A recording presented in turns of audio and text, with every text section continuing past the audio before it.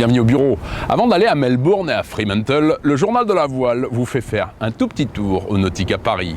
Mais d'abord, à Sydney, je vous emmène découvrir les derniers préparatifs avant la fameuse Sydney Hobart et un couteau suisse. Un couteau suisse ? Non mais t'es sûr ? Et un couteau suisse. Le Solas Big Boat Challenge est le choc des titans entre certains des plus beaux bateaux australiens. C'est également le seul moment de l'année où ces marins internationaux affichent leurs ambitions tout au long d'un parcours de 14 000 qui se termine devant le célèbre Opéra de Sydney. Solas est un fonds de solidarité créé à l'issue du tragique Sydney Hobart 98. Son objectif est de rassembler des fonds pour venir en aide aux familles de ceux qui ont perdu un être cher en mer. À ce jour, cette initiative a fait don de quasiment 900 000 $ à diverses organisations. Cette épreuve est bien sûr un avant-goût de la fameuse Sydney Hobart, un jour où les prétendants aux honneurs de la ligne se rencontrent pour une régate amicale. C'est également la première fois que Wild Oat 11 et Perpetual Loyal se font face. Et quand les deux maxis naviguent au coude à coude à plus de 20 nœuds dans la baie de Sydney, ça arrive que des incidents se produisent. Perpetual Loyal est l'ancien Rambler et sa puissance est très impressionnante. Lancé à fond sur le long bord de Reaching, l'équipage du Super Maxi dessiné par Juan Key voit son immense Code Zero partir en lambeaux. C'est aussi la première fois que les VOR 70 Giacomo et Blackjack se retrouvent sur une ligne de départ depuis que le premier cité a remporté la Volvo sous les couleurs de Groupama 4, alors que le deuxième n'est autre que son rival Telefonica. Nouvel arrivant également est le dernier Carkeck 60 Ichiban. Matt Allen, son propriétaire, participe à sa deuxième course sur son tout nouveau prototype lancé et baptisé il y a seulement quelques semaines.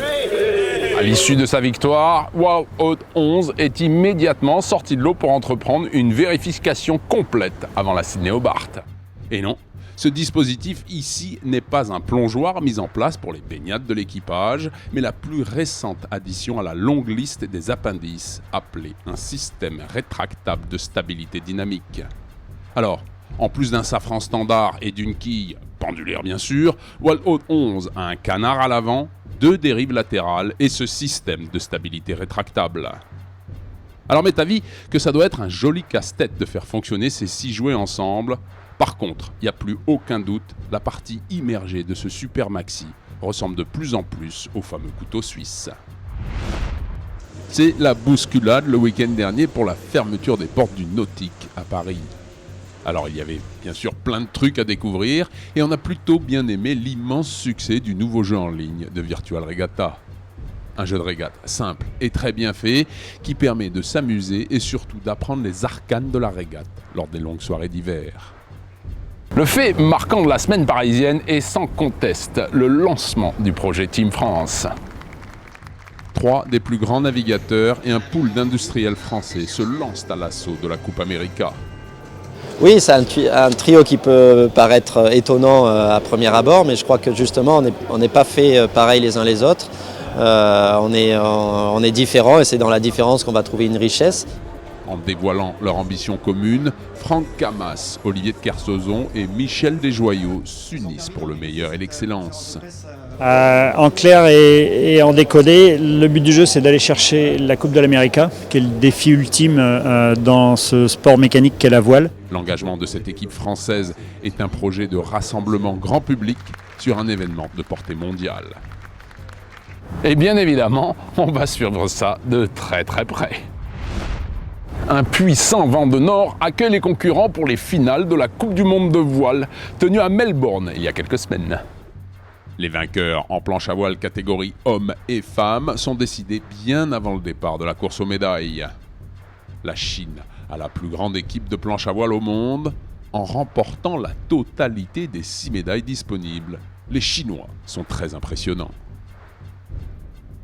Dans la classe des multicoques NACRA, l'équipage nouvellement formé, composé de Darren Buncock et Nina Curtis, est le seul à survivre la guerre d'usure de la course aux médailles. C'est fantastique de gagner notre première régate courue ensemble. On ne s'y attendait pas du tout, car tous les autres avaient une bonne longueur d'avance. Nous sommes très contents de notre manière de naviguer cette semaine.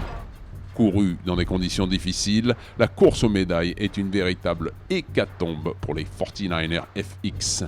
La vice-championne olympique de match racing à Londres, Olivia Price, et son équipière Elisa Soli remportent la médaille d'or après avoir pris la 2e place de la dernière manche. En gagnant 8 des 13 manches courues, la paire australienne Nathan Attridge et Ian Jensen reviennent au meilleur niveau chez les 49ers hommes. Nous avons vraiment eu la panoplie complète des conditions météo cette semaine et on est très satisfait du résultat. Nombreux sont ces coureurs qui rejoindront Miami fin janvier pour participer à la prochaine étape de la Coupe du Monde de voile 2014. En Australie occidentale, le champion du monde en titre, l'Allemand Florian Gruber, remporte la première édition de la Kite Racing Oceanic Championships. En gagnant toutes les manches sauf 3, la victoire de cet athlète très décontracté de 19 ans est écrasante à Fremantle.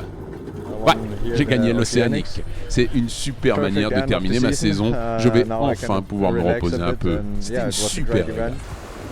Sur ses talons toute la semaine, le jeune champion d'Europe de 16 ans, l'anglais Ollie Pont, termine à la 2e place, tandis que l'italien Riccardo Lecchese termine 3e.